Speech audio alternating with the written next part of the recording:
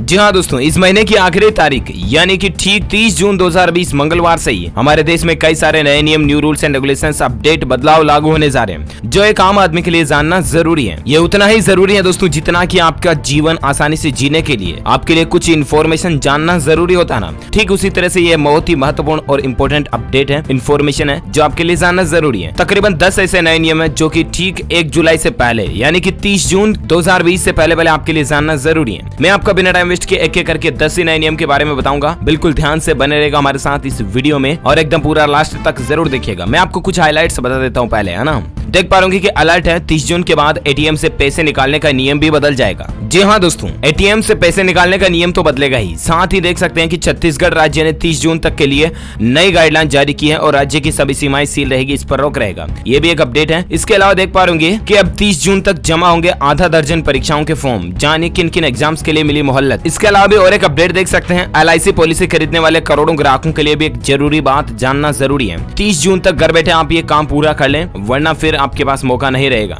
और एक अपडेट देख सकते हैं दोस्तों कि अब चेन्नई समेत तमिलनाडु के 4 जिलों में 19 से लेकर 30 जून तक सख्त लॉकडाउन लागू कर दिया गया। मैंने आपको DLS न्यूज के ऊपर बताया भी था, राइट। अच्छा, इसके अलावा कुल मिलाकर के दोस्तों 13 ऐसी जरूरी चीजों की लिस्ट है जिनकी डेडलाइन यानी बोले तो लास्ट डेट जो है वो 30 जून है। उससे पहले आपको इन कामों को निपटाना जरूरी है, वरना फिर आपके पास मौका नहीं रहेगा। मैं पहले आपको इन 13 ही चीजों की लिस्ट बता देता हूँ, उसके बाद मैं आपको ATM का नियम बताऊंगा, फिर LIC का नियम बताऊंगा, फिर एग्जाम्स को अपडेट बताऊंगा, ठीक है ना। तो ऐसे कौन कौन से काम है जो 30 जून से पहले आपको टास्क कंप्लीट करना, अदरवाइज डेडलाइन 30 जून है यानी कि लास्ट तारीख 30 जून है ना। देख पा रहे कि वित्त वर्ष 2019-20 के लिए एडवांस टैक्स जमा कराने की आखिरी तारीख 30 जून है। इसको मैं ज्यादा डिटेल में नहीं बताऊंगा क्योंकि टैक्स जमा कराने वाले वीडियो को पॉज करके देख लीजिएगा, ठीक है ना। इसके अलावा API के लिए ऑटो डेबिट फैसिलिटी, जी हाँ, pension and regulatory and development authority यानी कि PFRDA ने अटल पेंशन योजना यानी APY के लिए ऑटो डेबिट फैसिलिटी को 30 जून 2020 तक के लिए रोक दिया। यानी कि जो लोग API में निवेश कर रहे हैं ना, उनके सेविंग्स अकाउंट्स में अपने आप इस स्कीम के लिए योगदान का पैसा नहीं कटेगा। इस स्कीम में मासिक या तिमाही आधार पर योगदान देना होता है। इसीलिए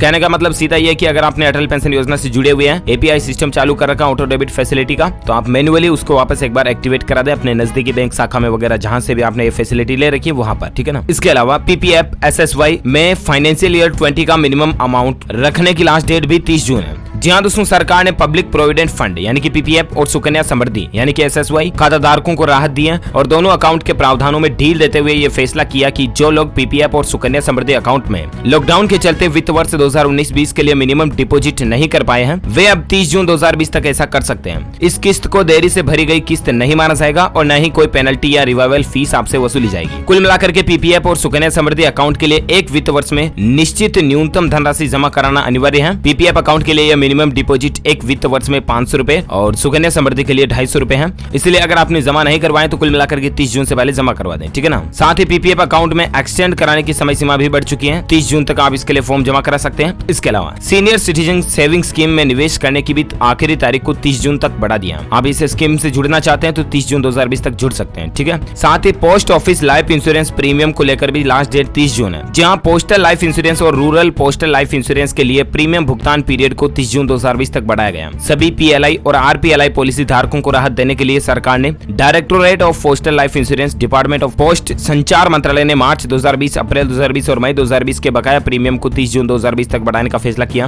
कुल मिलाकर के दोस्तों अभी जो ये 2-3 महीने लॉकडाउन लगा ना, इसकी वजह से और चीनी वायरस का जो मसला चल रहा है, इस महामारी की वजह से सरकार ने काफी चीजों में 30 जून तक छूट दी है। तो उनकी लास्ट डेट 30 जून है, इसलिए मैं आपको ये लास्ट डेट वाली चीजें बता रहा हूँ, ठीक है ना। निवेश पर टैक्स छूट में लाभ लेने की भी मौका 30 जून तक है। अच्छा, इसके अलावा समझिए आप वित्त वर्ष 2018-19 का अगर आप ITR भरना चाहते हैं तो भी 30 जून आपके पास है, आखिरी मौका, ठीक है ना। किसी भी बैंक के ATM से कितनी ही बार नकद निकासी निकालना चाहते हैं तो इस स्कीम का फायदा भी आप 30 जून तक ले सकते हैं। सिंपली जैसा कि मैंने आपको बताया था ना दोस्तों कि अलर्ट है, 30 जून के बाद ATM से पैसा निकालने का यानी कि कैश निकालने का नियम बदल जाएगा। तो कहने का मतलब सिंपली यूं है कि आपको पता होगा सरकार ने लॉकडाउन के बीच सभी ATM धारकों को, चाहे आपका किसी भी बैंक का ATM है ना, SBI, PNB, Canara bank, HDFC, ICICI वगैरह वगैरह, तो सभी बैंक धारकों के ATM कार्ड जो है उनको दोस्तों कुल मिलाकर के ये छूट दी थी कि आप आप किसी भी बैंक के किसी भी खाते से किसी भी एटीएम से कितनी ही बार कितने ही पैसे निकाल लो, आपसे कोई चार्ज नहीं लगेगा। सिंपली ये सरकार ने छूट दी थी, राइट। तो उस छूट की आखिरी तारीख 30 जून 2020 है। उसके बाद एटीएम पर लगने वाले सभी चार्जेस वापस शुरू हो जाएंगे। इसके अलावा भी बचत खाते पर मिनिमम बैलेंस में भी छूट दी थी। इतने दिन क्या था कि आपके खाते में अगर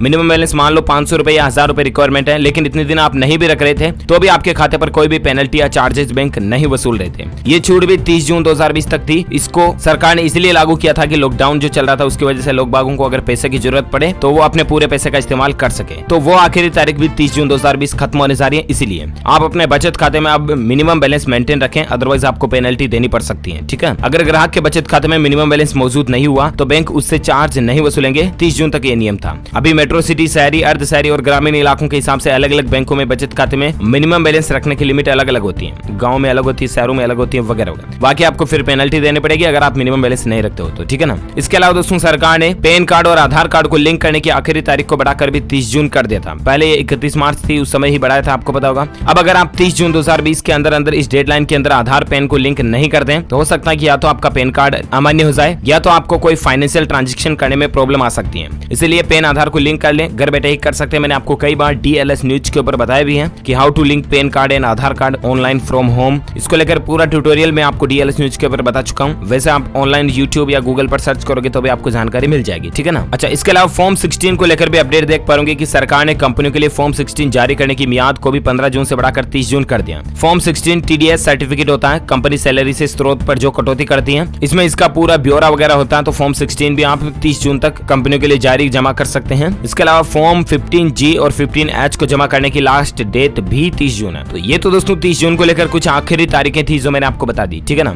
अब एक और अपडेट, जैसा कि मैंने आपको बताया दोस्तों कि चेन्नई समेत तमिलनाडु के 4 जिलों में 19 से लेकर 30 जून तक लॉकडाउन लागू होने जा रहा है। 30 जून के बाद यहाँ पर लॉकडाउन खुलेगा। तमिलनाडु के कौन कौन से 4 जिलों में तमिलनाडु राज्य सरकार की तरफ से यह फैसला लिया गया। उन 4 जिलों में शामिल है दोस्तों चेन्नई, कांचीपुरम, चेंगलपट्टू और तिरुवल्लूर। इन 4 जिलों में 30 जून तक सख्त लॉकडाउन रहेगा, ठीक है। इसके अलावा भी जैसा कि मैंने आपको अपडेट बताया कि LIC की पॉलिसी खरीदने वाले करोड़ों ग्राहकों के लिए जरूरी बात है 30 जून तक पूरा कर ले यह काम। दरअसल दोस्तों आपने अगर LIC पॉलिसी ले रखी तो आपके लिए जानना जरूरी है। सरकार द्वारा लॉकडाउन को चरणबद्ध तरीके से खत्म होने के बाद सोशल डिस्टेंसिंग नियमों का पालन करना अभी भी बेहद जरूरी है ताकि चीनी वायरस के संक्रमण से बचा जा सके। लेकिन साथ में आपको यह भी ध्यान रखना है कि किसी जरूरी काम को समय पर पूरा कर लीजिए। इसी को देखते हुए दोस्तों भारतीय जीवन बीमा निगम यानी कि LIC ने मैच्योरिटी क्लेम सेटलमेंट के नियमों में ढील दी है। इस सरकारी बीमा कंपनी ने अपनी वेबसाइट पर इस बारे में जानकारी भी दी है कि कोई भी पॉलिसी होल्डर ईमेल के जरिए भी क्लेम डॉक्यूमेंट भेज सकता है। इस संबंध में दोस्तों LIC कंपनी की तरफ से कहा गया कि सभी पॉलिसी होल्डर्स को 30 जून तक KYC समेत अन्य डॉक्यूमेंट्स की स्कैन कॉपी को सर्विसिंग ब्रांच में भेज सकते हैं। वो अपने मैच्योरिटी या सर्वाइवल क्लेम प्राप्त कर सकते हैं। इसका प्रोसेस क्या, अब पहले तो मैटर क्या, मैं आपको एक बार सिंपल भाषा में समझाता हूँ, ठीक है ना। समझिए, अगर आपने LIC पॉलिसी वगैरह ले रखी है तो दोस्तों सिंपली अगर आपका LIC का मैच्योरिटी टाइम पूरा हो चुका है और आप अपनी LIC बीमा पॉलिसी का अगर क्लेम प्राप्त करना चाहते हैं यानी कि मैच्योरिटी की रकम प्राप्त करना चाहते हैं ना,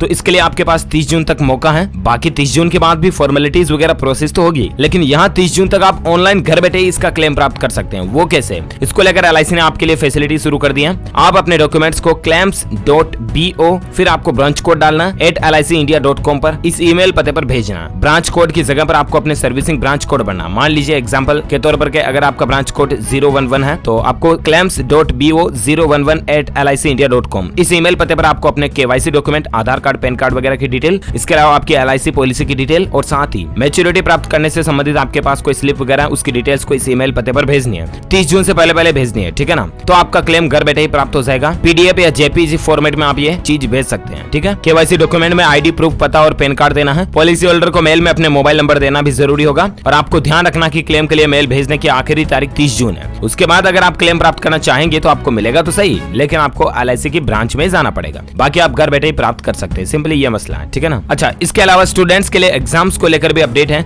कि अब 30 जून तक जमा होंगे आधा दर्जन परीक्षाओं के फॉर्म। जानिए किन एग्जाम्स के लिए मिली मोहलत। जी हाँ दोस्तों, केंद्रीय मानव संसाधन मंत्री रमेश पोखरियाल निशंक ने कहा कि राष्ट्रीय परीक्षा एजेंसी यानी कि NTA द्वारा कराई जा रही आधा दर्जन परीक्षाओं के लिए आवेदन जमा कराने की अंतिम तिथि जो पहले 15 जून 2020 थी उसको बढ़ाकर 30 जून 2020 कर दिया। केंद्रीय मंत्री ने एक ट्वीट में कहा दोस्तों कि चीनी वायरस के कारण बहुत से परीक्षार्थी अंतिम तिथि बढ़ाए जाने का आग्रह कर रहे थे और उनकी इन्हीं समस्याओं को देखते हुए एनटीए से आधा दर्जन परीक्षाओं के आवेदन अब 30 जून तक स्वीकार किए जाएंगे। ये ऑफिशियल प्रेस नोट भी इसको लेकर आप देख सकते हैं। डॉक्टर रमेश पोखरियाल निशंक की तरफ से ये ट्वीट भी किया गया, ठीक है ना। तो ये स्टूडेंट्स के लिए एक राहत की बात है। अच्छा, इसके अलावा दोस्तों 1 जुलाई 2020 को लेकर कुछ अपडेट और भी देख सकते हैं। जीएसटी रिटर्न दाखिल करने में देरी पर अब लेट फीस नहीं लगेगी। काउंसिल ने एक बड़ा फैसला लिया। हाल ही में आपको पता होगा जीएसटी काउंसिल की जो मीटिंग हुई, उस काउंसिल मीटिंग में चीनी वायरस के संक्रमण को देखते हुए सरकार ने जीएसटी रिटर्न दाखिल करने में देर लगने पर लेट फीस जो लगती है उसको माफ कर दिया। शुक्रवार को जीएसटी काउंसिल की 40वीं बैठक में वित्त मंत्री निर्मला सीतारमण ने कहा दोस्तों कि जुलाई 2017 से लेकर जनवरी 2020 तक के बीच जीरो टैक्स देनदारी वाली रजिस्टर्ड इकाइयों को लेट से रिटर्न फाइल करने वाली इकाइयों को कोई भी लेट फीस नहीं देनी पड़ेगी। यह भी जीएसटी काउंसिल मीटिंग की तरफ से एक नया फैसला लिया गया। इसके अलावा एक और अपडेट देख सकते हैं एग्जाम्स को लेकर कि यूपी पीसीएस प्रीलिम्स एग्जाम की नई तारीखें घोषित हो चुकी हैं। आखिर कब होगी ये परीक्षाएं? जी हाँ, तो दरअसल दोस्तों उत्तर प्रदेश लोक सेवा आयोग यानी कि यूपीपीएससी ने संशोधित परीक्षा कैलेंडर जारी कर दिया। संशोधित कार्यक्रम के अनुसार यूपीपीसीएस प्रारंभिक परीक्षा अब 11 अक्टूबर 2020 को आयोजित की जाएगी। ये कुछ प्रमुख डेट्स की लिस्ट भी आप स्क्रीन पर देख सकते हैं। अलग अलग तारीखें दी हुई है। 18 जुलाई 2020 से ही एग्जाम शुरू होने जा रहे हैं, फिर 25 जुलाई, फिर 16 अगस्त, फिर 23 अगस्त, अलग अलग तारीखों का शेड्यूल है। तो आप ऑफिशियल पोर्टल पर जाकर के और ज्यादा जानकारी चेक कर लीजिएगा। ओके दोस्तों, तो इस वीडियो में ये 1 जुलाई 2020 और 30 जून 2020 को लेकर कुछ ऐसे नए नियम, न्यू रूल्स एंड रेगुलेशंस के अपडेट जो आपको जरूर जानने मिले होंगे। वैसे आप मुझे नीचे कमेंट करके बताएगा कि आप कौन से राज्य में रहते हैं, ताकि मैं आपके राज्य के समाचार भी आपके मोबाइल तक पहुंचा पाऊंगा। दिल से इस वीडियो को लाइक करना, ज्यादा से ज्यादा अपने दोस्तों के साथ फेसबुक और व्हाट्सएप पर शेयर भी करना। और अगर आप DLS न्यूज चैनल पर पहली बार आए हैं ना, तो चैनल को सब्सक्राइब करके बेल आइकन जरूर दबा देना, ताकि आपको रोजाना के ताजा अपडेट्स तुरंत आपके मोबाइल पर मिलते रहेंगे। Thank you, take care, good bye, जय हिंद, जय भारत, वंदे मातरम।